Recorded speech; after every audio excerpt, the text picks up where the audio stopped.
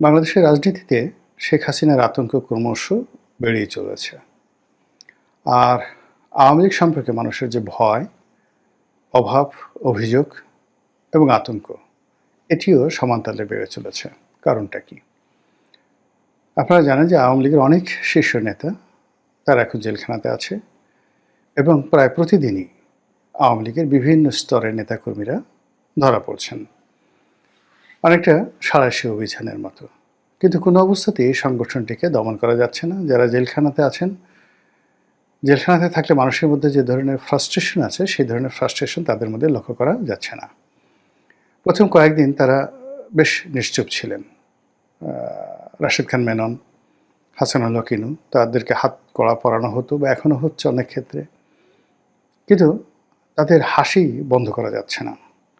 তারপর তাদের যে জামা কাপড়, পোশাক আশাক, এটা তাদের যে মন্ত্রী যখন ছিলেন তারা, তখন যে ধরনের ইস্ত্রি করা ধপধপে সফেদ পাজামা পাঞ্জাবি পরতেন, ঠিক ওই রকম পাজামা পাঞ্জাবি পরে তারা জেলখানা থেকে এই কোর্ট কাছারিতে আসছেন। আগে অনেকে মাথা নিচু করে থাকতেন, ভয় কাজ করতো, আতঙ্ক কাজ করতো, কিন্তু ইদানিং দেখেন তারা উল্টো তাচ্ছিল্যের হাসি হাসছেন। তাদের চেহারা অনেকের ভালো হয়ে গেছে এবং বিভিন্ন মাধ্যমে আমরা যে কথাবার্তা শুনি যে তারা জেলখানাতে বেশ যারা জেলের কর্মকর্তা রয়েছেন তাদেরকে বেশ ধমক দেন। এইগুলো একটা। আমি একজন ঊর্ধ্বতন পুলিশ কর্মকর্তা একদিন আমার অফিসে আসলেন যে কোনো একটা বিষয় নিয়ে। তখন কথা প্রসঙ্গে তিনি বললেন যে তাদের যে তদন্ত সংস্থা, তিনি একটা সংস্থার রয়েছেন, পুলিশের অপরাধ তদন্ত বিভাগ, একটি গুরুত্বপূর্ণ বিভাগ, আমি নাম বললাম না। তো সেখানে একটা মামলার রিমান্ড ছিল, সেই রিমান্ডে সালমান এফ রহমান সাহেব এসেছেন। তো উনি বললেন যে তার যে পেশি, হাতের যে পেশি, তার বয়স হতো এখন প্রায় ৮০ বছর, মানে শেখ হাসিনার চাইতে ১-২ বছরের ছোট, শেখ কামালের বন্ধু। তো সেই ক্ষেত্রে তার বয়স ৭৬-৭৭ এরকম বছরে হবে। তো উনি যেটা বললেন যে তার হাতের পেশি, পায়ের পেশিগুলো একেবারে স্টিলের মতো, লোহার মতো। তা আমি বললাম, যেটা বুঝলেন কী করে?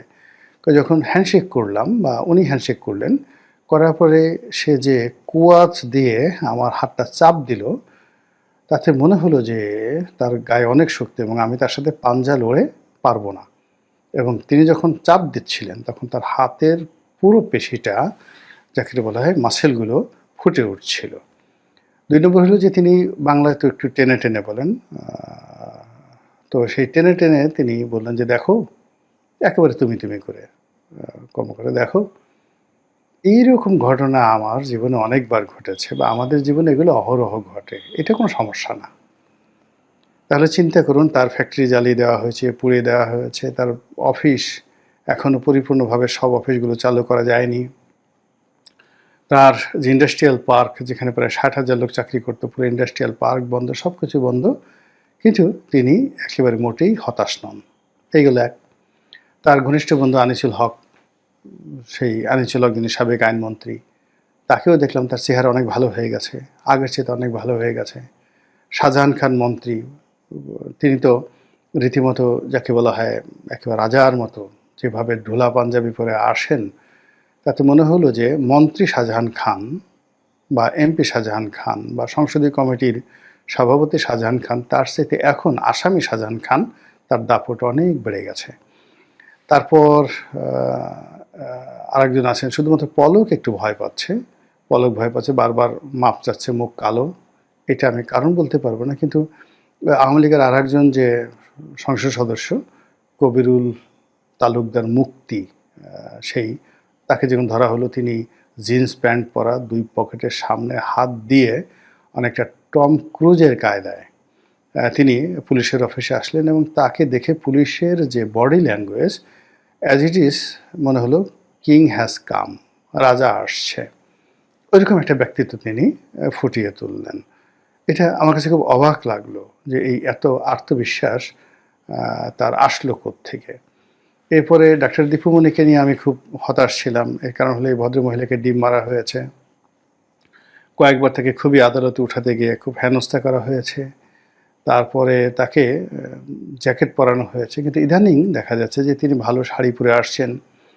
এবং তিনি যখন পররাষ্ট্রমন্ত্রী ছিলেন, তার যে একেবারে প্রথম যৌবনের যে তিনি যখন একেবারে সরাসরি পররাষ্ট্রমন্ত্রী হলেন, তখন তিনি যেভাবে হাসি খুশি থাকতেন ঠিক ওইভাবে তিনি এখন হাসি খুশিভাবে আদালতে যাতায়াত করছেন, সাংবাদিকদের সঙ্গে শুভেচ্ছা বিনিময় করছেন, এবং সেই অমিলন হাসি। এমনিতে দীপুমণি তার যে শিক্ষা, তার যে মেধা, তার যে যোগ্যতা অনন্য। বাংলাদেশে এরকম শিক্ষিত ভদ্রমহিলা নাই বললেই চলে। তিনি ঢাকা মেডিকেল থেকে এমবিবিএস পাশ করা ডাক্তার, তারপরে উকালতি পাশ করেছেন, এলএলবি করেছেন। এরপর তিনি হার্ভার্ডের একটা কোর্স করেছেন বিশ্ববিখ্যাত। এরপরে জন হপকিন্স, আমেরিকার সবচেয়ে one of the top university, সেখান থেকে তিনি আবার এমবিএ করেছেন।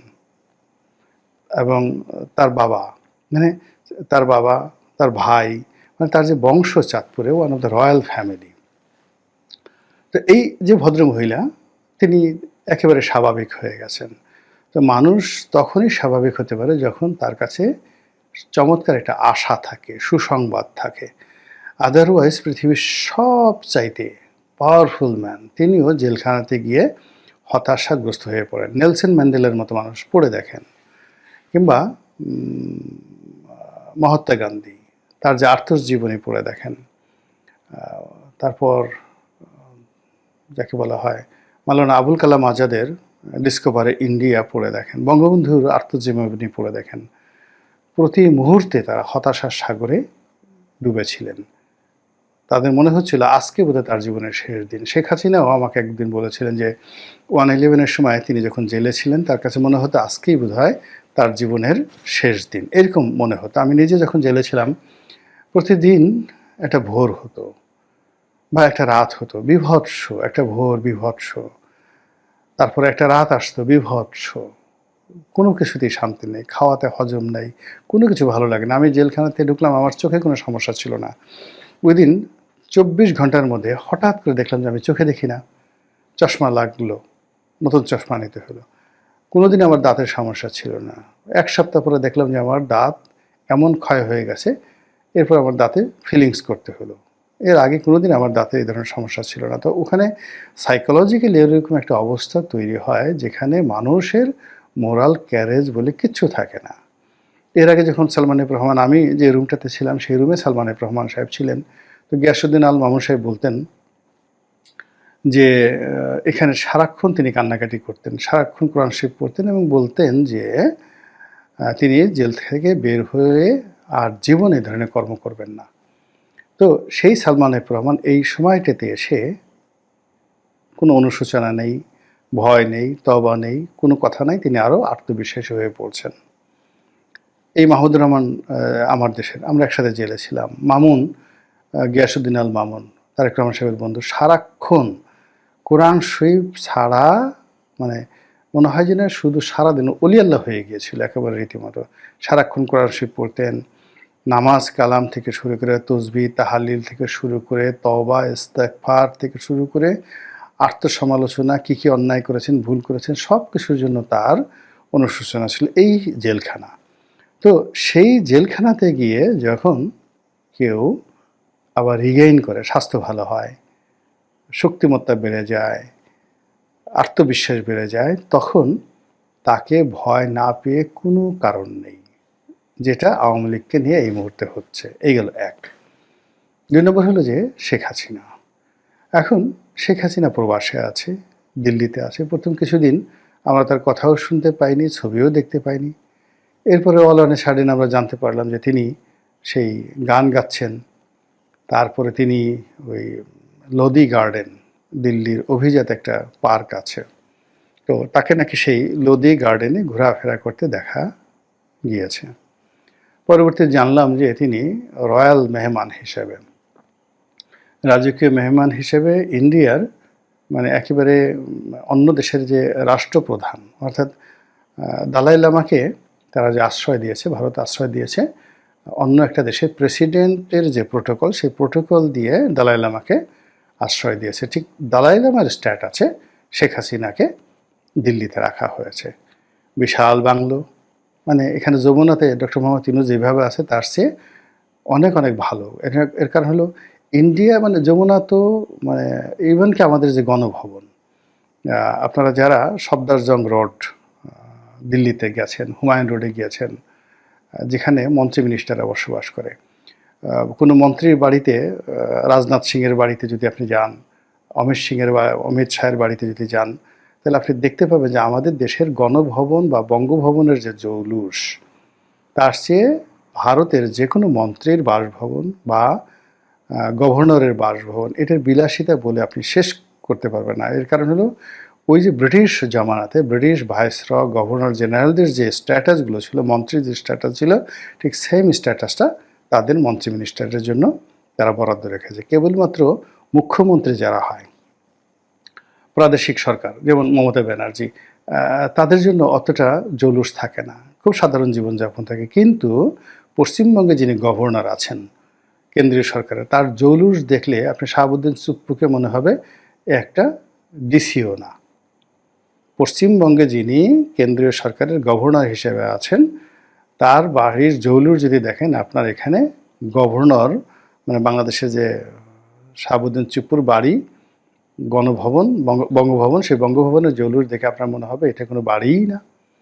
আপনি যদি আমাদের সেনাপ্রধান ওয়াকারুজ্জামান যে বাড়িতে থাকে সেই বাড়ির জৌলুস দেখেন, আর রাওয়ালপিন্ডিতে, ইসলামাবাদে যদি একজন ব্রিগেডিয়ার পদমর্যাদার পাকিস্তান সেনাবাহিনীর কর্মকর্তার বাসভবন দেখেন, একজন কোর কমান্ডারের বাসভবন দেখেন, আপনি মনে হবে যে আমাদের জেনারেল ওয়াকারুজ্জামানের বাসাটা একজন মেজরের বাসা, জাস্ট সেনাবাহিনীর একজন মেজরের বাসা। এটা পাকিস্তান এখন এই জিনিসটা রেখেছে। ইমরান খানের অফিস, আপনি যদি পাকিস্তানের প্রধানমন্ত্রীর অফিস, শাহবাজ শরীফের অফিস, ইমরান খানের অফিস, সেই অফিসটা যদি দেখেন, আর আমাদের এই যেটা প্রধানমন্ত্রীর অফিস বা প্রধান উপদেষ্টার অফিস, এটাকে দেখে আপনার মনে হবে এটা একটা ডিসি অফিস। পাকিস্তানের সুপ্রিম কোর্ট ভবনে যদি যান আর আমাদের সুপ্রিম কোর্ট ভবন যদি দেখেন, মানে ওই সমস্ত দেশে যে জিনিসগুলো করা হয়, এটা আমরা এখন ওই পর্যায়ে পৌঁছতে পারিনি, ওই অভিজাত বা ওই জৌলুসের ধারে কাছে যেতে পারিনি। তো সেই দিক থেকে শেখ হাসিনাকে যেভাবে রাখা হয়েছে দিল্লিতে, ওই বাড়ি যদি আপনি দেখেন, ওই বাড়ির জৌলুস যদি দেখেন, আপনি হিংসা না করে পারবেন না, আপনাকে হিংসা করতে হবে। ২ নম্বর হলো যে ওখানে তাকে যে সিকিউরিটি দেওয়া হয়েছে, সুযোগ সুবিধা দেওয়া হয়েছে, এটা বোঝার জন্য আপনারা যারা তসলিমা নাসরিনের সঙ্গে দেখা করেছেন, বাংলাদেশ থেকে অনেক সাংবাদিক অনেকে যান, গিয়ে তসলিমা নাসরিনের সঙ্গে দেখা করেন। তো তসলিমা নাসরিনকে যে প্রোটোকল দিয়ে ভারত সরকার রেখেছে, ওটা দেখলে আপনি বুঝতে পারবেন যে শেখ হাসিনাকে কী প্রোটোকল দিয়ে সেখানে রাখা হয়েছে। তো সেই প্রোটোকলের মধ্যে থেকে তিনি রাজনীতি করছেন, বাংলাদেশের সব মানুষকে ভয় দেখাচ্ছেন, একটার পর একটা মিটিং করছেন, যা মুখে আসে তাই বলছেন। তিনি তার বোন, আত্মীয় স্বজন, ছেলে মেয়ে, রাজনৈতিক নেতাকর্মী, তাদেরকে দল বেঁধে তিনি দাওয়াত করছেন। ভারত সরকার আবার তাদের খাওয়া দাওয়ার ব্যবস্থা করছে। মানে ধরুন শেখ হাসিনার বাসায় কলকাতা থেকে ২০ জন শীর্ষ নেতা গেল, তো তাদেরকে তার বাসায় খাওয়া দাওয়া করানো হবে। এই রাজকীয় শাহী খাবার দাবারও ভারত সরকার দিচ্ছে। যারা ওখানে গেছে তাদের হয়তো এই ধরনের কথাবার্তা কতটা সত্য মিথ্যা সুন্দরভাবে বলতে পারবে, বাট এটাই সেখানে হচ্ছে। তো তিনি সেখানে থেকে যে কর্মকাণ্ড করছেন, এবং এই কর্মকাণ্ডর পেছনে যে ভারতের মদদ আছে, নরেন্দ্র মোদীর যে গ্রিন সিগন্যাল আছে, এটা আমরা প্রধান উপদেষ্টার বক্তব্যে বুঝতে পেরেছি। তিনি বেশ হতাশার সুরে বলছেন যে ভারত যেভাবে শেখ হাসিনাকে লালন পালন করছে, অবস্থার দৃষ্টিতে মনে হয় যে তারা এরকম একটা আত্মবিশ্বাস যে আগামীতে শেখ হাসিনা আবার বাংলাদেশে আসবে এবং প্রধানমন্ত্রী হিসেবে বসে আগের মতো ক্ষমতা চালাবে। এই তো মেহেদী হাসানের সাথে এই যে আমেরিকাতে গিয়ে তিনি এই ধরনের একটা কথাবার্তা তিনি বললেন যে শেখ হাসিনা যারা আপনজন বা ভারত, তারা মনে করছে যে শেখ হাসিনা এখনও ক্ষমতা আছে, আগামীতে জাস্ট একটা ছুটিতে আছে, এসে তারা আবার সেই ক্ষমতা এসে বসবেন। এই গেল একটা কথা। আবার তিনি যেটা বললেন যে শেখ হাসিনার কথাবার্তা বন্ধ করার জন্য, তারপরে তার কর্মকাণ্ড স্টপ করার জন্য বাংলাদেশ সরকারের পক্ষ থেকে অনেক চেষ্টা করা হয়েছে, কিন্তু ভারত এটা পাত্তাই দেয়নি। তারা ভারত তাকে তাদের মতো করে চলতে দিচ্ছে। আর থার্ড হলো ভারতের যে কূটনৈতিক চ্যানেল, সর্বোচ্চ কূটনৈতিক চ্যানেল নরেন্দ্র মোদী, অমিত শাহ, জয়শঙ্কর এবং বাংলাদেশে যিনি রাষ্ট্রদূত রয়েছেন, তারা শেখ হাসিনার বাইরে কোনো নড়াচড়া করছেন না, কোনো কথাবার্তা বলছেন না। তারা, আশ্চর্য ব্যাপার হলো, এর মধ্যে তারা বাংলাদেশে ঘোরাফেরা করছে, রাজার মতো দাপট দেখাচ্ছে। বাংলাদেশ সরকার যদি খুব শক্তিশালী হতো, তাহলে আলটিমেটলি এখন ভারতের রাষ্ট্রদূতকে যদি বাংলাদেশ থেকে বহিষ্কার করা যেত, তাহলে বোঝা যেত যে না, সরকার এখানে দাপট দেখাতে পারছে। কিন্তু তা না করে এই রাষ্ট্রদূত তিনি কথাবার্তা বলে যাচ্ছেন, ভিসা বন্ধ করে রেখেছেন। তারপরেও তাকে ওই মিলিটারি যে ডিফেন্স একাডেমি আছে আমাদের, সেখানে গিয়ে তাকে বক্তা হিসেবে নিয়ে যাওয়া হচ্ছে এবং তিনি মিলিটারি একাডেমিতে গিয়ে সেই বক্তব্য দিচ্ছেন। এই জিনিসগুলো চলছে। তো চলাফেরা কি হলো না, শেখ হাসিনাকে নিয়ে আতঙ্ক কিন্তু কমছে না, বরং বেড়ে যাচ্ছে। অন্যদিকে শেখ হাসিনাকে সরাসরি মোকাবেলা করতে না পেরে অনেক সময় আছে না যে আমরা আপনার সাথে পারি না, কিন্তু আপনার ছায়ার সঙ্গে আমরা মানে যুদ্ধ করতে পারি। তো এরকম আমাদের সমাজে ঘটে থাকে। এখন শেখ হাসিনাকে দমন করতে পারছি না, তার কর্মকাণ্ডকে বন্ধ করা যাচ্ছে না। তিনি যেভাবে তার দলীয় নেতাকর্মীদেরকে অর্গানাইজ করছেন, সেটার পথে বাধা তৈরি করতে পারছি না। আমরা যেভাবে গ্রেপ্তার করছি, এতে করে আওয়ামী লীগের কতটুকু ক্ষতি হচ্ছে, শেখ হাসিনা কতটুকু ভয় পাচ্ছে, তার কোনো রকম নমুনা দেখা যাচ্ছে না। বরং ডে বাই ডে তাদের যে কর্মকাণ্ড বেড়েই যাচ্ছে, অহংকার বেড়ে যাচ্ছে, দাপট বেড়ে যাচ্ছে, মিছিল বড় হয়ে যাচ্ছে। এই একটা অদ্ভুত ঘটনা। এবং এত কিছুর পরেও শেখ হাসিনা থামছেন না, তিনি শুধু বলেই যাচ্ছেন, বলেই যাচ্ছেন। মানুষের মানে এখন যারা বর্তমান সরকার আছে, তারা মানে খুব অবাক হয়ে ভাবছেন যে এর কি কোনো লজ্জা শরম নেই, এর কি ভয় ভীতি নেই, এর কি মরণের কোনো চিন্তা নেই? এত বয়স হয়ে গেছে, এই বয়সে মানুষ এরকম করে কি করে? এগুলো নিজেরা এই সমস্ত কথাবার্তা বলে তারা আরও অসুস্থ হয়ে পড়েন। যখন শেখ হাসিনা প্রতিশোধ নিতে চান, যখন তিনি আবার ফিরে আসতে চান, তিনি আবার তার দলকে ক্ষমতা আনতে চান, তিনি দলকে আবার পুনর্গঠিত করতে চান, যেখানে আমরা বাংলাদেশে প্রথম থেকে বলে আসছি যে আগামী ২০ বছর আওয়ামী লীগের সরেয়া উচ্চারণ করতে আরও ২০ বছর সময় লাগবে। আমরা যারা এই সমস্ত কথাবার্তা বলছি, এখন শেখ হাসিনা কানে থেকে সমস্ত কথাবার্তা চলে গেছে। এখন তিনি যদি বলে, গোলাম মোল্লা রনি, ফজলুর রহমান, এরা এই যে আমার বিরুদ্ধে যে সকল কথাবার্তা বলেছে যে আওয়ামী লীগের সরেয়া উচ্চারণ করতে যদি ২০ বছর লাগে, তো সেখানে ২০ মাসের আগেই যেভাবে মিছিল করছে, এখন আমি রাস্তাঘাটে চলি, যদি আওয়ামী লীগের কোনো মিছিলের মধ্যে পড়ে যাই, তখন আমাকে যদি বের করা হয় গাড়ি থেকে, পাড়ায় মারা হয়, তাহলে তো আমি সব হারাবো। আওয়ামী লীগের মার খাবো, বিএনপির লোকজন দাঁত বের করে হাসবে যে বেশি বেশি টকশো মারাও, বেশি বেশি এই ইউটিউবে গিয়ে কথাবার্তা বলো, নিরপেক্ষ সাজার চেষ্টা করো, বুদ্ধিজীবী সাজার চেষ্টা করো, এখন বুঝো, ঠেলাটা খাও। এখন এই যে আমরা যারা নিরপেক্ষ কথা বলার চেষ্টা করছি, আমাদের কথা কখনো ডক্টর মোহাম্মদ ইউনূসের পক্ষে যায়, কখনো শেখ হাসিনার পক্ষে যায়, কখনো ডক্টর ইউনূসের বিপক্ষে যায়, তারেক রহমানের বিপক্ষে যায়। মানে এই যে একটা সাধু সাজার চেষ্টা করছি, এখন বলেন, আপনারা বলেন তো আমাদের আসলে কী করা উচিত? আমরা কি ডক্টর ইউনূসের পক্ষে যোগদান করে জয় ইউনূস বাবা জয়, আপনি যা বলেন সবই ঠিক, নাকি আমরা এনসিপি যা কিছু করছি, ওরে বাবা রে, তোমরা যা করতেছ, তোমাদের সাথে আর কোনো ভালো মানুষ নেই? আমরা কি সেই শেখ হাসিনাকে বা বঙ্গবন্ধুকে বা আওয়ামী লীগকে অকথ্য ভাষায় গালাগাল করব? জামাত বা অন্যান্য যারা এখন গালাগাল করছে তাদের মতো গালাগাল করব? নাকি তারেক রহমান সাহেব বা বিএনপি যা কিছু করছে একেবারে সব সঠিক, কিসের চাঁদাবাজি, কিসের কি, মানে সব রকম মানে সার্টিফিকেট দিয়ে যা তারা করতেছে সবই বলবো আলহামদুলিল্লাহ, সুবহানাল্লাহ, এর সাথে ভালো কোনো কাজ আর হয় না? নাকি আফগানিস্তান চলে যাব সেই এটার সাথে, যাকে বলে এটার দলে যোগদান করব, মানে মামুনুল হক। তো মামুনুল হক সাহেবের সাথে যোগাযোগ করে তার দলে যোগ দিয়ে যদি তালেবান সরকারের মেহমান হয়ে ঘুরে আসতে পারি, সেই কাজ করব? নাকি জামাতের আমিরের কাছে গিয়ে বুদ্ধি চাইব, পরামর্শ চাইব, তার আশ্রয় চাইব? এই যে একটা অবস্থা, এই সবই কিন্তু তৈরি হয়ে গেছে শেখ হাসিনার কারণে।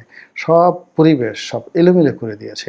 কোনো একটা জায়গাতে গিয়ে আমরা স্থির থাকতে পারছি না, স্বস্তি থাকতে পারছি না, সব মহলের গালাগালি খাচ্ছি এবং সবার মানে কি বলবো, সবার ভয়, মবকে ভয় পাচ্ছি, তারপর শেষে ইনুসকে ভয় পাচ্ছি, ভূতকে ভয় পাচ্ছি, প্রেতকে ভয় পাচ্ছি, জন্তু জানোয়ার ভল্লুককে ভয় পাচ্ছি, সাপ ব্যাঙ যা কিছু আছে কোনো কিছুর ভয় থেকে মানে চিত্তকে বিমুক্ত রাখতে পারছি না, বিযুক্ত রাখতে পারছি না। তার উপর আবার অর্থনৈতিক মন্দা, ব্যবসা নাই, বাণিজ্য নাই। ইউটিউবে ঘোড়াডিমা আগে যেভাবে মানুষের দেখতো, তার অর্ধেক মানুষ এখন ইউটিউব দেখে। শুধু আমার না, এখন পর্যন্ত এই যে যত পিনাকি ঠিনাকি যারা ভিডিও টিডিও করতো ওদের সবার ভিউ অর্ধেকে নেমে গেছে। সেই তুলনায় আমারটা আরও কম, মানে আমারটা আরও ভালো আছে এখনও। মানে পিনাকি ওদের চাইতে, পিনাকি যদি আগের যে ভিউ তার অর্ধেক থাকে, আমারটা 60% আছে তুলনামূলকভাবে। এটা কতদিন থাকবে আমি জানি না। মানুষ বিরক্ত হয়ে যাচ্ছে, রাগ হয়ে যাচ্ছে, কথা শুনতে চাচ্ছে না, মেজাজ গরম হয়ে যাচ্ছে। তো এই যে একটা অবস্থা, এই সবই অবস্থার সৃষ্টির পেছনে এই যে শেখ হাসিনা এই ৭৯ বছর বয়সে যে হুমকি ধামকি দিচ্ছেন, এই হুমকি ধামকি আমাদের সবার মনোজগতে এক ধরনের আতঙ্ক তৈরি করে ফেলেছে। আর ওই যে আওয়ামী লীগের কথা বললাম, সেটা তো দেখতেই পাচ্ছেন। আল্লাহ আমাদের সবাইকে হেদায়েত দান করুন এবং হেফাজত করুন। আসসালামু আলাইকুম রহমতুল্লাহি ওয়া বারাকাতুহু।